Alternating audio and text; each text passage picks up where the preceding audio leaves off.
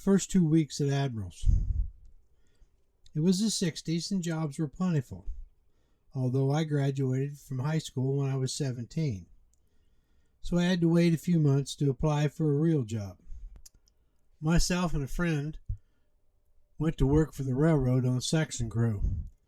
We worked there until they found out we were 17, and so they got rid of us. It was then that my grandpa, who was the head of the animal house at a local research hospital, got me hired on as a caretaker for the dogs. It wasn't a bad job, and I didn't mind taking care of the dogs. But when I turned 18, I decided it was time for me to get a factory job.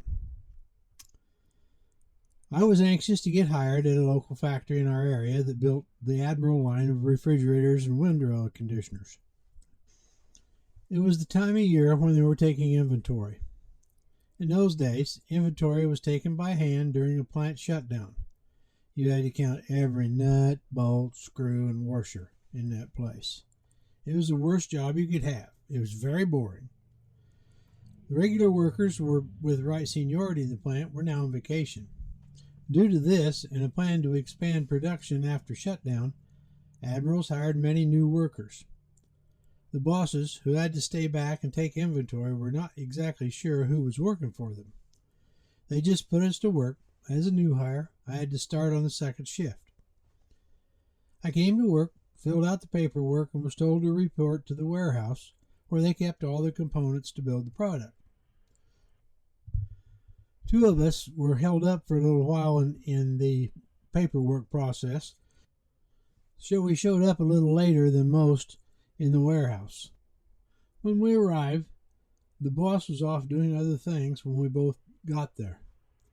We stood there for a short time. It was hot, no fans or air movement. The guy who was with me said, "Let's go up on the roof and cool off." I agreed, and up a ladder we went. It was cool, and we started talking. One thing led to another, and we spent the evening on the roof. We both left to go home and thought we would be assigned jobs the next day. The next day came. We arrived on time at the spot where all the new hires were. We all met to get our new assignments. Our boss told the group to keep on doing what they did yesterday. So, my friend and I just looked at each other, smiled, and up the ladder we went. We spent the evening again and started to explore. The plant was rather large, so we had a lot of places to explore unnoticed. We returned to the normal meeting spot at the end of the night. The boss told us to keep on doing the same thing as we did today. So, when we arrived back at the site, we went back up on the roof again. Friday finally came, which was payday. At the end of the shift on Friday, we all assembled at the meeting spot. They gave us our checks and we all went home. I thought, what's so bad about working in a factory? The next week started the same. Come to work, climb the roof, wait to go home. Then came Friday. When the checks were handed out this time, the boss kept us back. He wanted to talk to us. When everybody left, he asked, "What the hell have you two been doing for the last couple of weeks?" I told him we'd been doing just exactly what we were told to do. We were doing inventory. We never did tell him we went to the roof. He was not a stupid man. But if we got into trouble, he was going to be in trouble. Although he hated it, he let it slide. When the following Monday arrived, inventory was over and production began again. I was assigned a production line job, and I didn't ever see my friend again. My two bosses must have talked before my new assignment, because I got the worst job on that production line.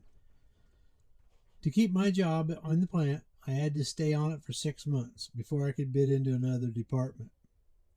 I laughed about it for years, but let me tell you, 6 months of hell is not worth 2 weeks of screwing off. That's when I learned the lesson. It's easier to do the work than screw around. It always catches up with you.